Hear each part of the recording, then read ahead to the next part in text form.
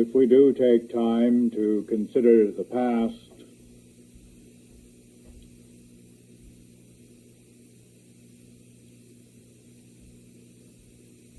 we do it simply because of its relevance to the present. If I have recently been speaking of the first and second sacred schools, this had little to do with history as such,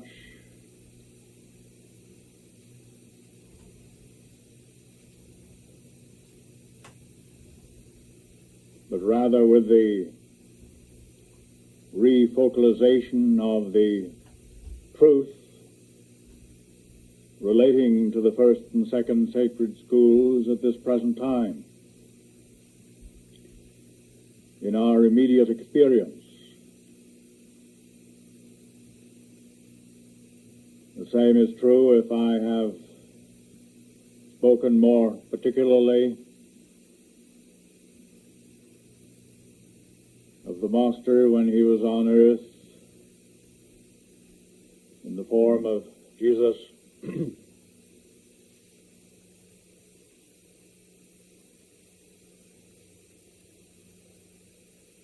For what he did is now relevant to us.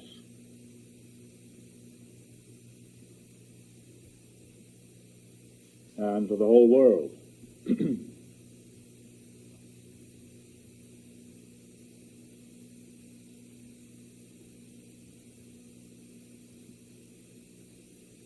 In a special way, we who have participated in the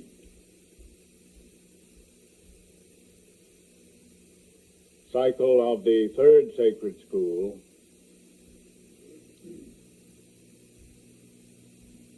have been very much blessed.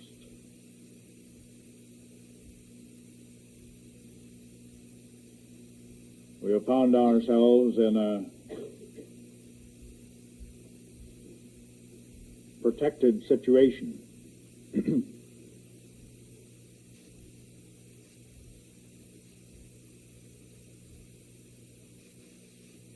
When the physical plane approach was made at the time of the children of Israel,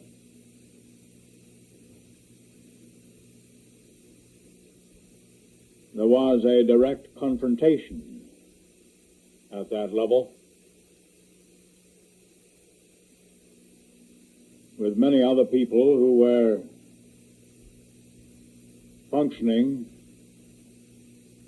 at that level. There was necessarily something of a collision in consequence, which was the way it should have been at that time.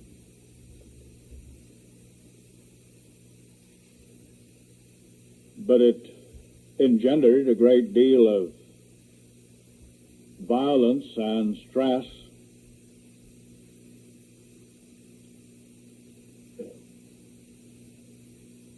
Likewise, at the time of the initiation of the second sacred school, this was at the mental level, where human beings are prone to disport themselves. And so again, there was confrontation.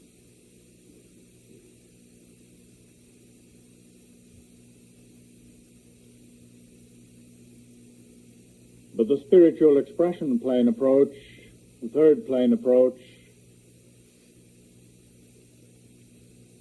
is something of which material man knows virtually nothing. So there has been very little direct confrontation.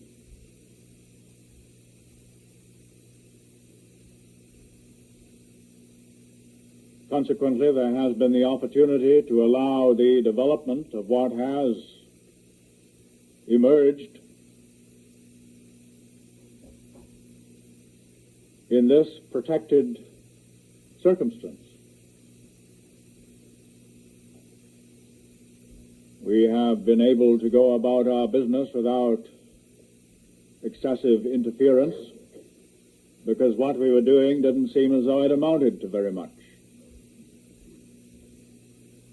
at least in the eyes of material man. And we are, or should be, delighted to have it that way.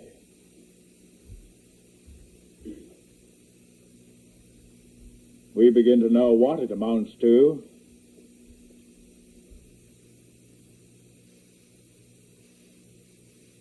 those who make the approach from the material standpoint haven't a clue. From time to time, there have been those associated with our ministry who wanted to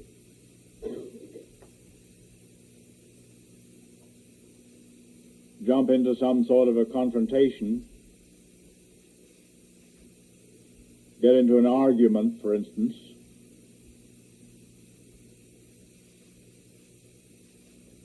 Nobody ever really wins an argument.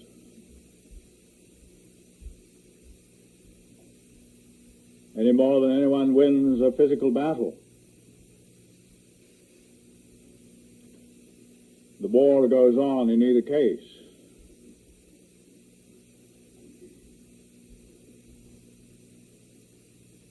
We are not in the least interested in involving ourselves in such antics because they lead nowhere.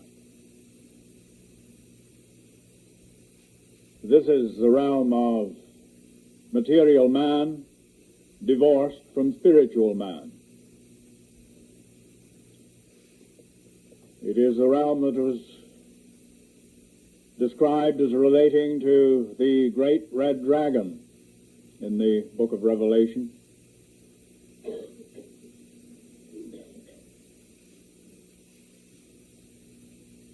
The time when this character was mentioned, it was first indication of the presence of a woman clothed with the sun, upon her head a crown of 12 stars, and the moon was under her feet. She was in the process of bringing forth a man-child. The great red dragon was on hand to devour the child as soon as it was born.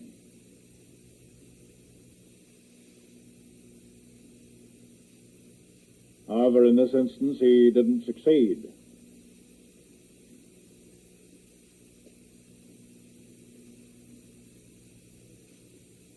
Now, it is through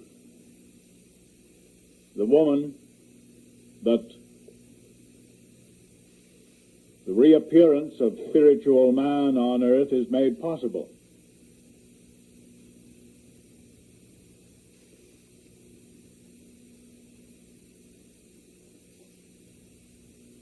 It doesn't all happen at once. There is, as we recognize, in all creative outworkings, a cycle involved.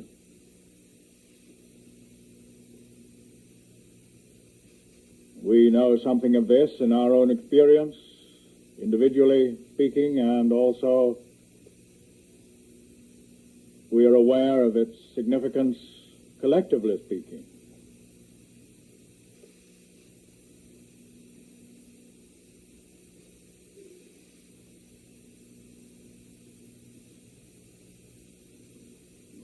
The woman through whom this reappearance of spiritual man is made possible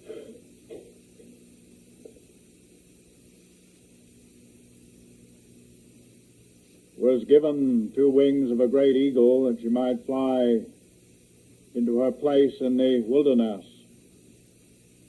for a time, times, and half a time. There she was nourished and protected, while the creative cycle continued to unfold.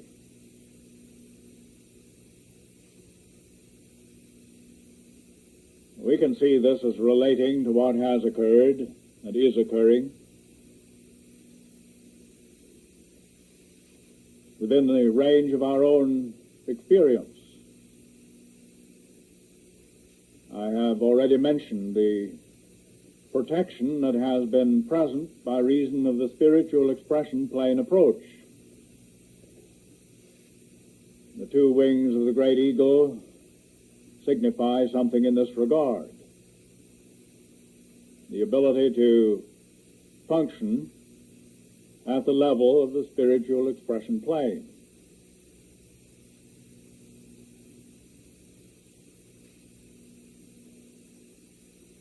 Because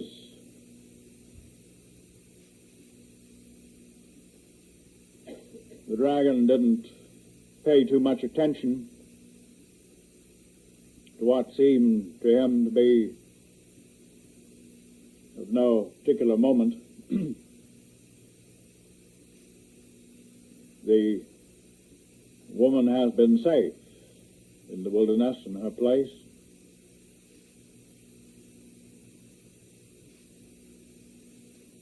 And we know that has been so.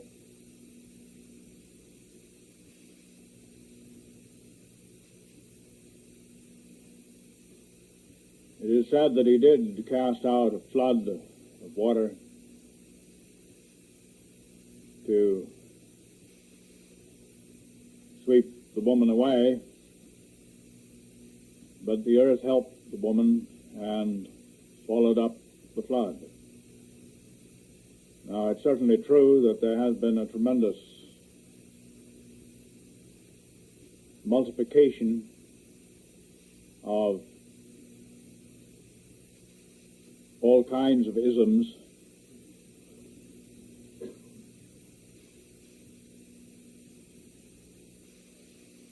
ideas of every sort espoused by many people relative to what they consider to be the truth. Organizations on every hand. The idea being that if the truth should put in an appearance, it would be lost in this shuffle. Well, again, we had no objection to that. It provided protective covering, shall we say. But the truth prevails. The woman was safe. No matter how much verbiage has been poured out all over the place, it has made no difference to what it is that we are about.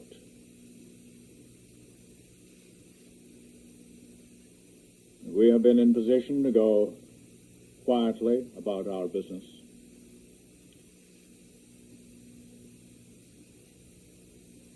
Protected in the wilderness of the world, in our particular place, for a time, times, and half a time. We have the movement relative to the first 3 sacred schools and half of the 4th.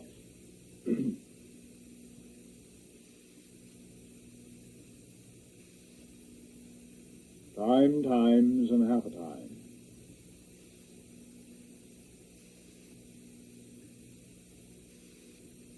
Protection was only needed for this period.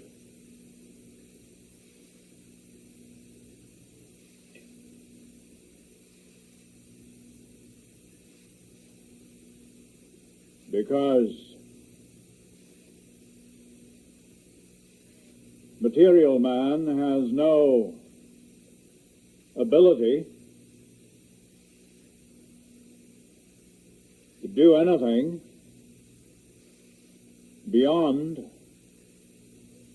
the earth or the realm of material experience.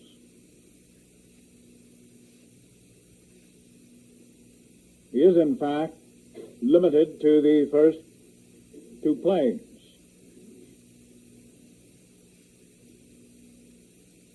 He is very active there, self-active we call it, physically and mentally, very busy, very occupied with all his plans and programs.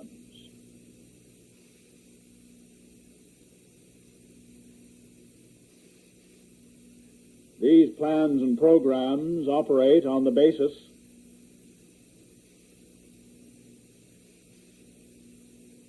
of what may be called evil spirits. The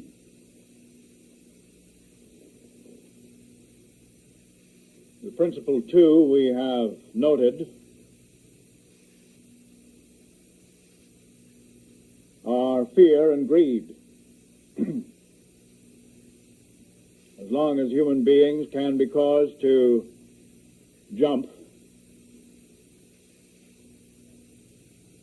because they're afraid, or because they are trying to obtain some kind of a reward, then the control is in the hands of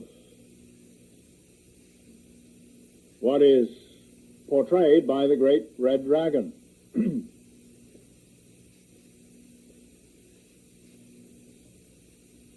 The realm of control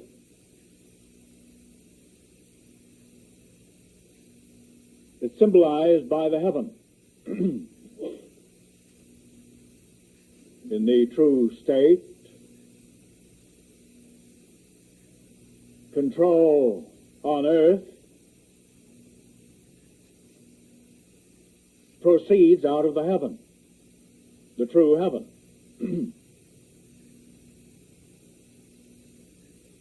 The way material man has worked it, he has developed a heaven of his own, which relates to the spiritual expression plane level of consciousness, but on the basis of the absence of the true expression of spiritual man. What is expressed, or has been expressed on that level, has been of the nature of the evil spirits of which I have spoken. And human beings are constantly governed by demons, in this sense. And there is certainly the need for a job of exorcism here.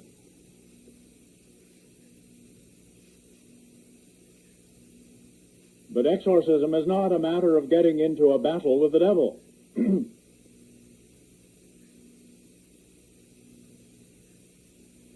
Anyone who gets into a battle with the devil will be defeated by the devil.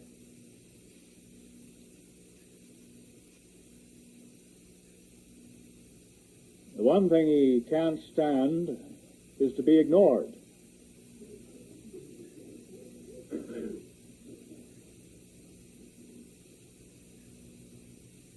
If you start to ignore him, you may anticipate quite a clamor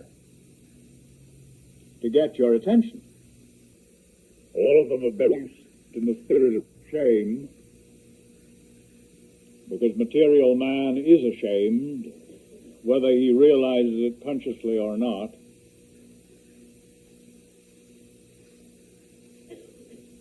By reason of his state of miserable isolation. He knows deep down inside of his failure.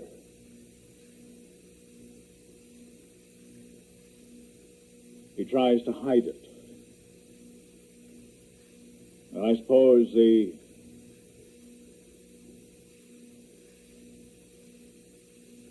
magnificence of this present so-called civilization is seemingly the success he has had in hiding his shame. But underneath it all, he's still ashamed. And out of shame spring all the other evil spirits which constantly push human beings this way and that, governed by their emotional reactions,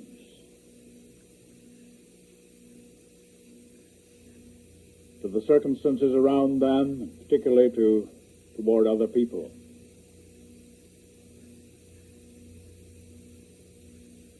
And as long as they can be governed this way,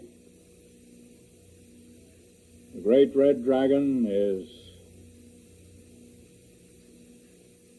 in control from the standpoint of the heaven which he has established, the place of control which he has established. And of course there are those who think of themselves as being intelligent human beings, intelligent material men and women, who deliberately make use of human weakness to govern.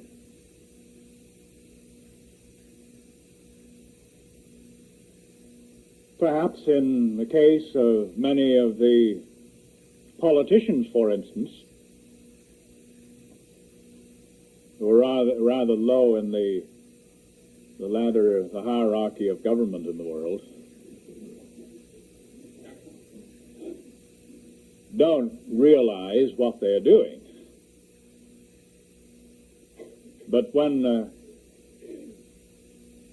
a campaign such as is now in progress appears, we begin to find all kinds of promises being made,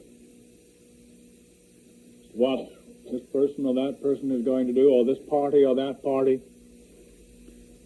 to make it so nice for everybody.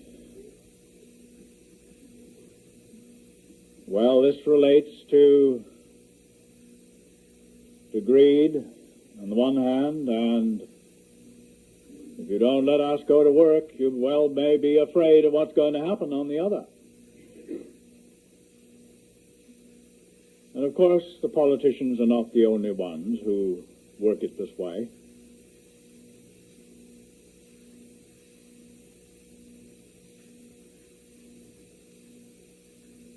There is what may be called spiritual wickedness in high places. Human beings are easily manipulated.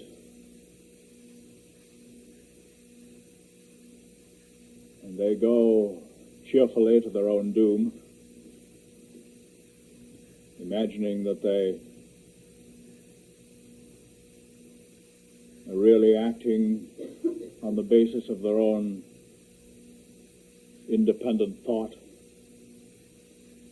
Never. There's no such thing as independent thought insofar as material man is concerned. It's all contained in the material box. It's boxed in on every side.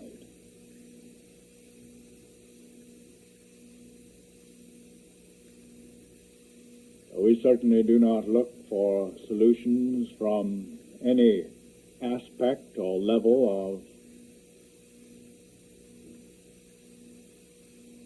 the material state.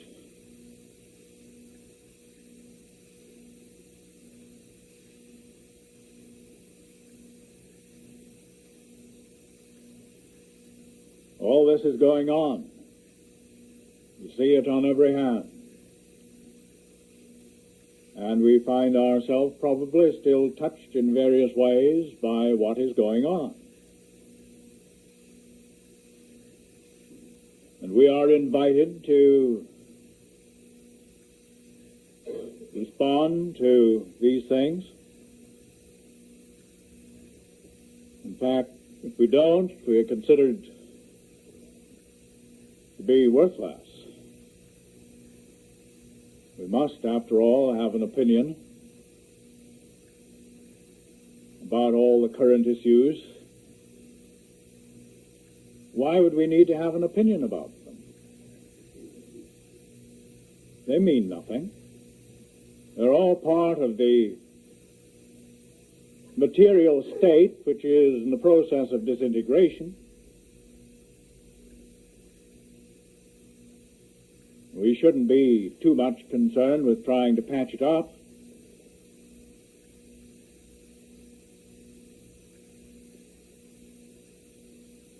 On the other hand, we're not going to become belligerent and try to knock it down. There's no need. It's going to pass away anyhow.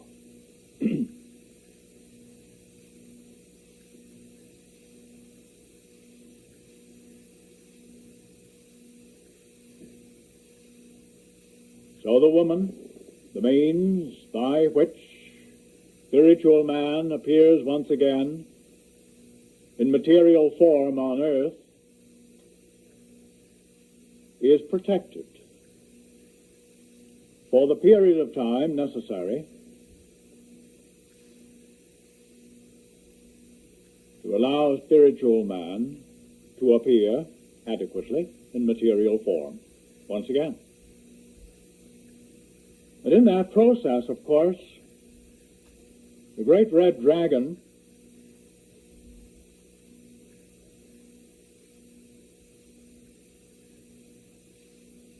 finds himself at a disadvantage, because he can only control those who are afraid of him, for one thing.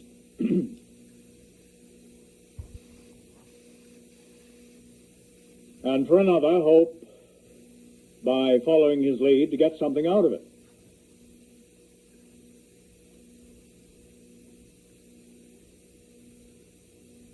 If there are those who cannot be fooled in this regard,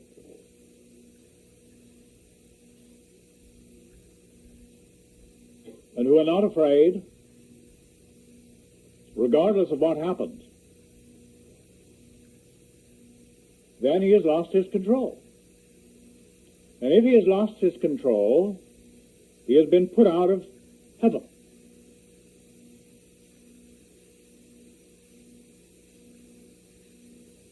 We see something of this sort happening in the world, because there are those who are beginning to appear on earth who are not governed by the things which govern most people.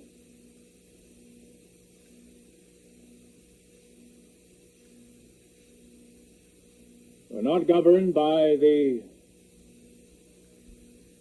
carrot syndrome,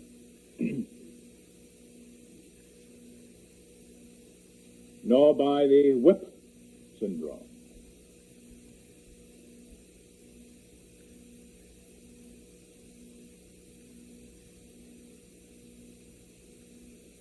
We've had a place apart in order to develop the capacity to accept a different sort of government. And all this has been going on right under the nose of the great red dragon.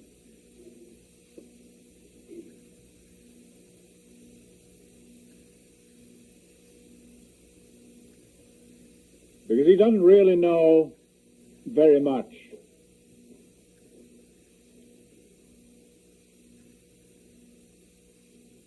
about the true use, the right use, that is applicable in the spiritual expression plane level of being. He knows something about his own activities relative to the absence of the spiritual man. In other words, in the engendering of ill spirits in people.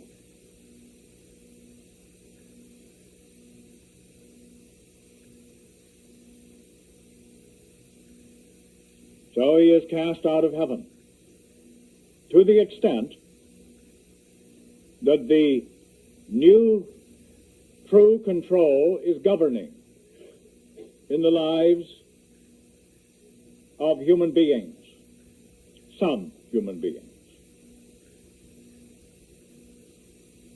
This, of course, relates to the beginnings of the appearance of spiritual man in material form.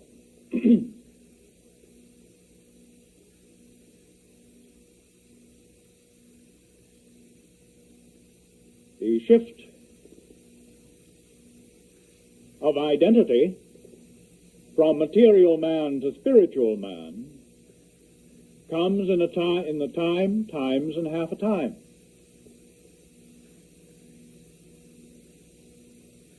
It comes by reason of emergence out of the tomb, or the womb as it proves to be, into the garden,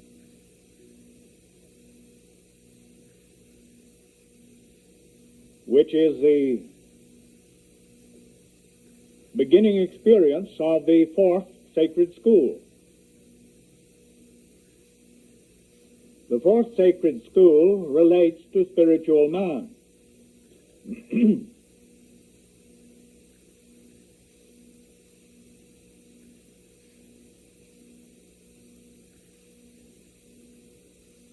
Only spiritual man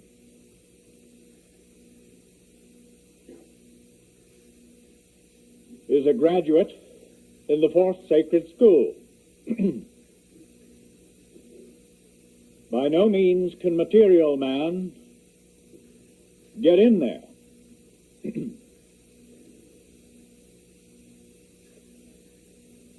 Therefore, obviously, as long as one has merely a material man identity, one is bound to be out. It is only as there is a spiritual man identity that one finds oneself in.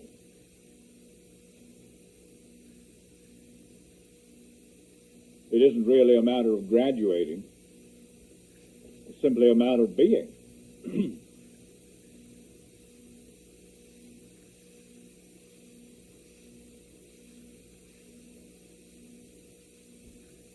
So the great red dragon is cast out of his heaven into the earth. That is, the physical and mental levels of material man. And he throws a good deal of weight around at those levels. He still does. We see an increasing intensity in this regard. More violence. Why? It was said, because he knoweth he hath but a short time. He's in a bind. And while the majority of people don't yet realize the extent of the bind they're in, apparently, or they won't face it, I think a great many people know that they're in a bind, but they still have the idea that the great red dragon's going to get them out. By using what seems to be available at the physical and mental levels, material man is yet going to triumph, he thinks. Well, quite a few people have become disillusioned concerning this. Presumably you may be amongst them.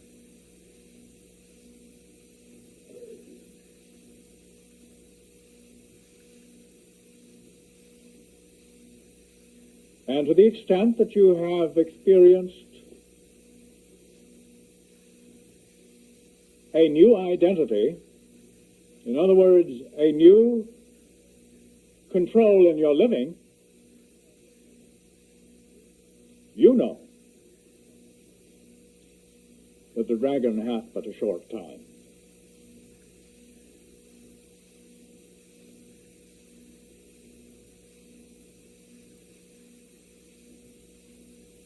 Spiritual man is not subject to material man. And as long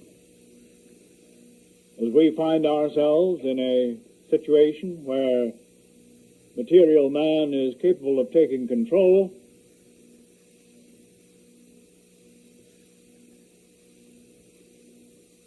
we reenact the fall.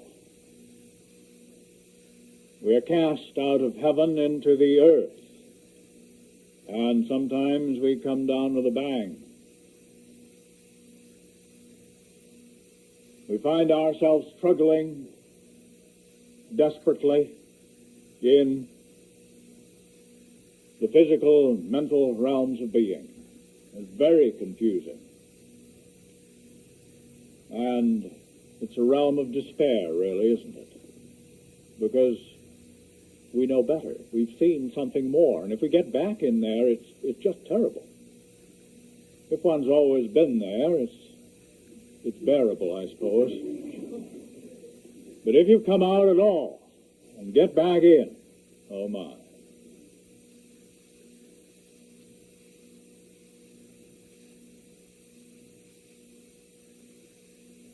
So spiritual man begins to appear in material form.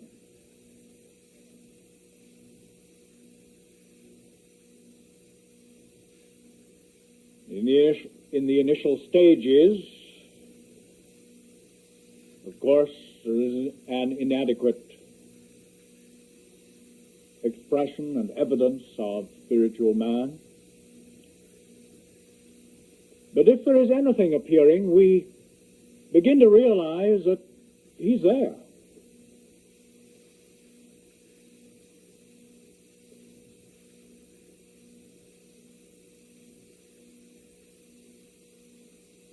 It is the reemergence of spiritual man in material form that has been called the second coming of Christ. We might say it is the coming of the Lamb, because the emergence is in spiritual expression.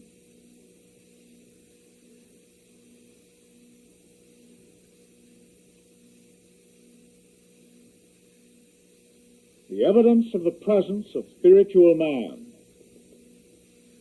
in material form.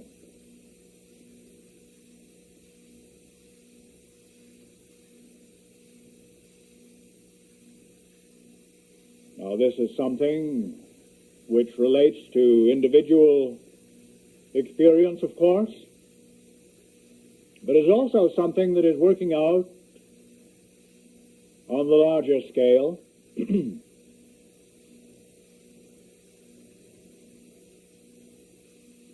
We have an awareness of participating in something which includes many others.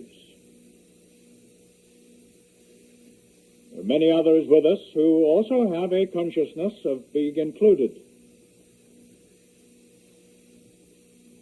But we also see there are vastly more who are not conscious of being included. And yet, in fact, they are. They are, but don't yet know it. There was a time when we were and didn't yet know it. Somewhere along the way, we approached times and half a time. We began to make an approach to the half a time, anyway. Approach into the experience of a new identity.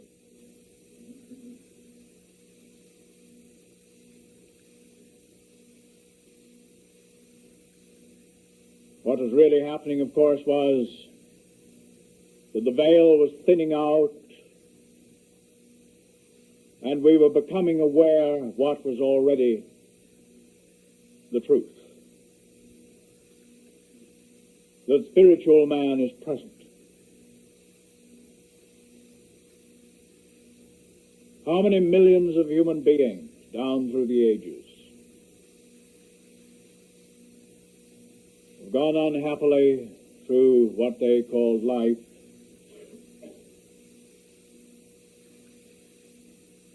under the shadow of death, under the veil,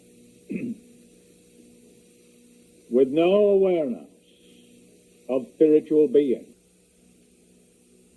It all seemed so futile, as it was, and so tragic, as it seemed to be. But all the time, the truth was present. Spiritual man was there, but insofar as the awareness of the one who trudged below the veil, very often completely unknown. Sometimes there were glimpses. Some people had faith. Some felt there must be something, but they didn't know.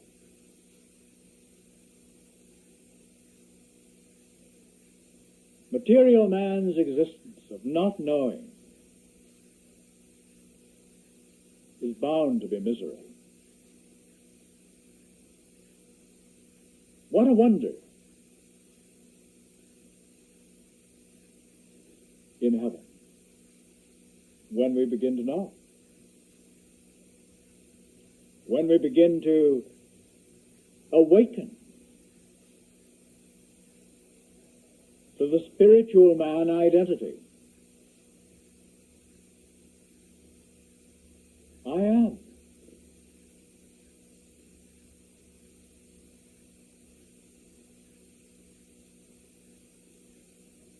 Material man has only existed because spiritual man was present.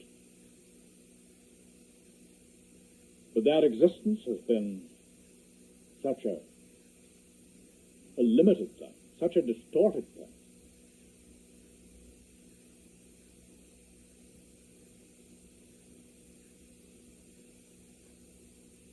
And what seemed to be so real, vivid, close, was actually unreal.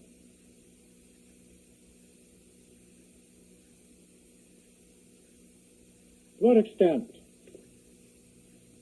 do you have the experience yet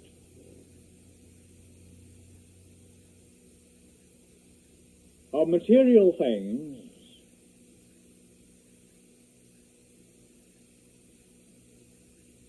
emphasizing themselves as being the vivid reality?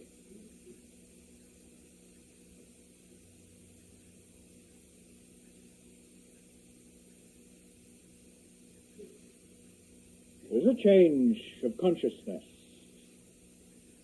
necessary, isn't there? Where the treasures are laid up in heaven, and the vivid reality is there. When the vivid reality is there, that is the experience of spiritual man. But as long as the vivid reality is in the earth, that is the experience of material man divorced from spiritual man.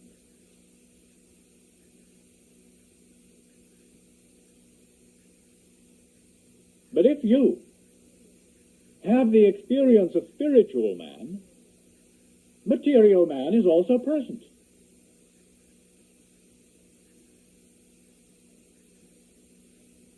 have been those, of course, who thought that they could only have the experience of spiritual man by disposing of material man.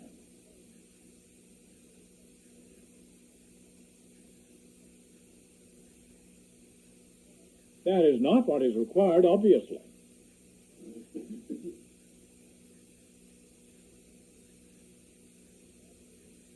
There is rightly the experience of spiritual man while material man is still present. And when the experience is of spiritual man, material man reflects spiritual man. So there is spiritual man on earth in material form.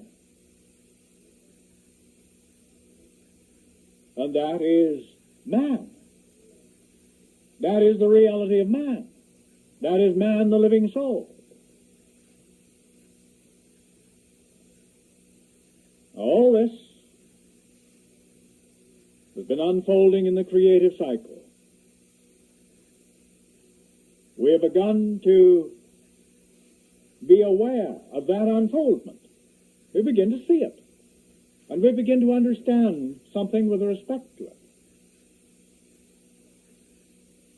To understand, we don't have to go plunging back into the earth, into the mental level of being, as though that was the only way anyone can understand anything. There is no understanding there in material man in actual fact. Just a stuffing of knowledge, lacking completely any understanding. Who knows what's going on?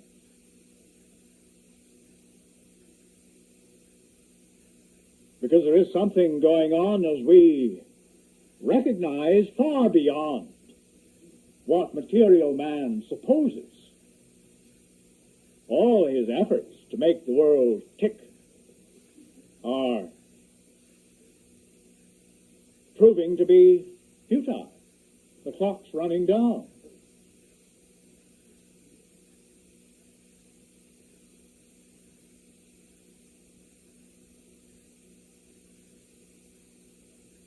Oh, he feels that something desperate is happening. He doesn't know exactly what, and he struggles to prevent it from happening. But we begin to see what it is that's happening. It's something beyond the scope of material man's vision. And to the extent that we do see something beyond that, that is, to that extent, the experience of spiritual man. Let's be true to that. Don't deny it.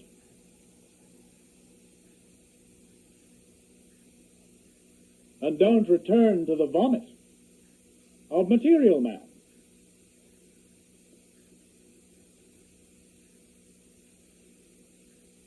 That is, material man divorced, separate from spiritual man. There is nothing wrong with material man in oneness with spiritual man. But the only basis of that oneness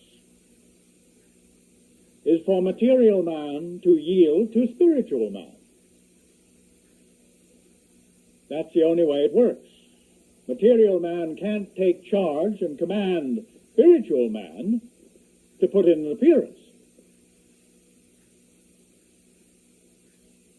Spiritual man remains behind the veil on that basis. But when material man quits, yields, lets go, then spiritual man begins to put in an appearance. Because he can emerge without getting into a battle with material man. Now, he's not going to emerge on the basis of a battle. This is a faulty view of the second coming of Christ, by the way. He's supposed to ride in on a white horse and really clobber everybody.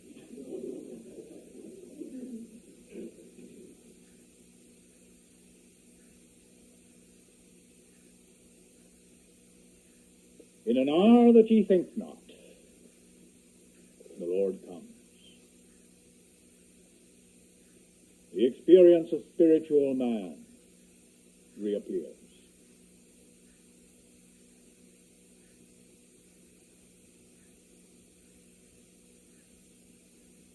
Material man can't imagine a state where he is not doing his own thinking. This is what he believes is freedom. He's free to do his own thinking. Any old way he chooses. That's freedom. Anyone who believes that lie is in a bad way. Spiritual man does what thinking is necessary in the true state.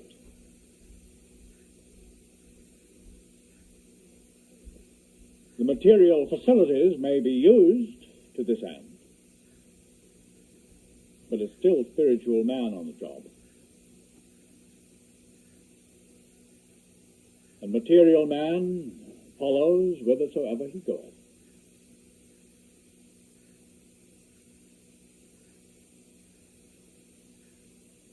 And that seems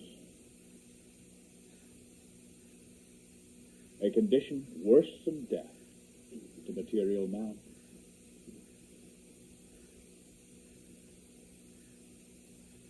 What a very peculiar idea.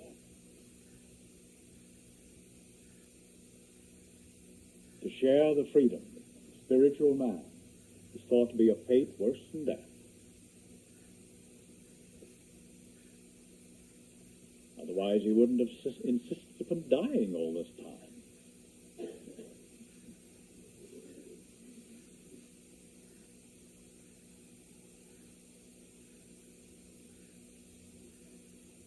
So in the larger sense, we see the great red dragon being cast out of heaven into the earth.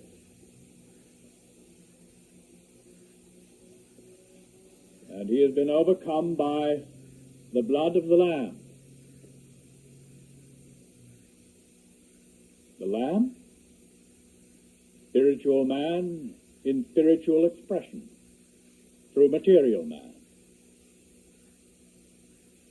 That is the evidence of the life of the Lamb. And it is that casts the dragon out of his heaven. Bang, he lands up in the earth because he can no longer control.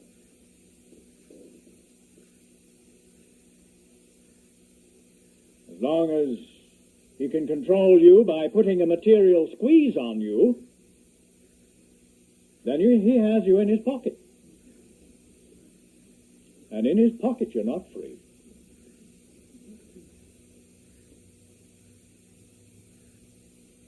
Although he offers a little length of rope, before yanking you back.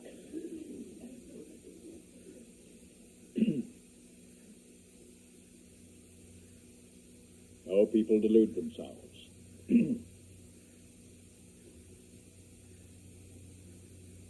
But we see him being cast out into the earth, and we see his violent ways increasing everywhere. We see madness on every hand, an irrational state everywhere. The great red dragon raising hell, because he knoweth that he hath but a short time. And that time is shortened for the elect's sake. That is, for those, because of those who re-experience the state of spiritual man in material form. Then dominion is where it belongs.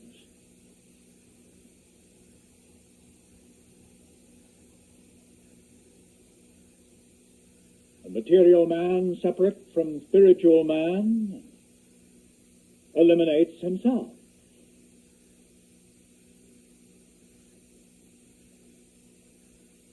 No battle required on the part of spiritual man.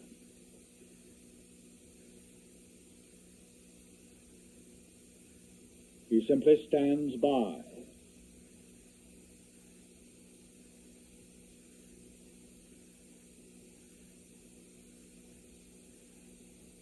While the cycle works itself out,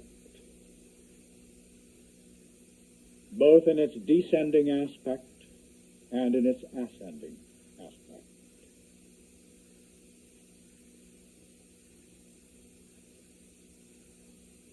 And behold, all things are made new.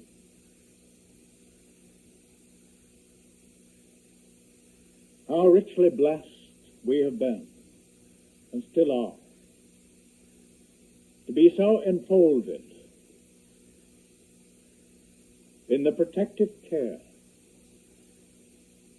that is natural to the experience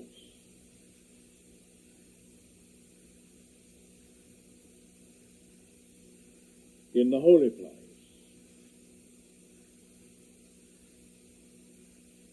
At the spiritual expression plane level of being.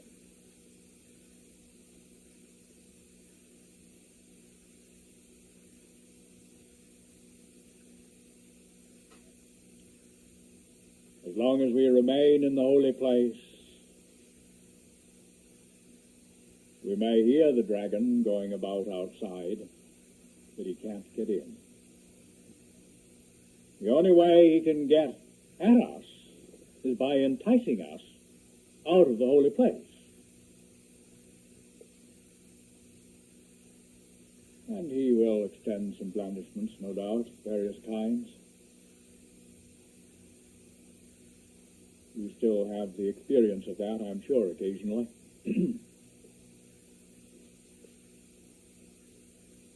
But we may abide under the shadow of the Almighty rather than under the shadow of death. Under the shadow of the Almighty, we are identified as spiritual man. Under the shadow of death, we are identified as material man, divorced from spiritual man. And this is the way it is. We begin to know. We begin to understand.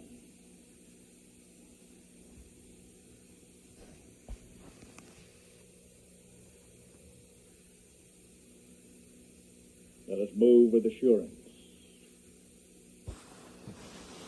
in the creative cycle which unfolds so naturally and so easily under the hand of the Lord.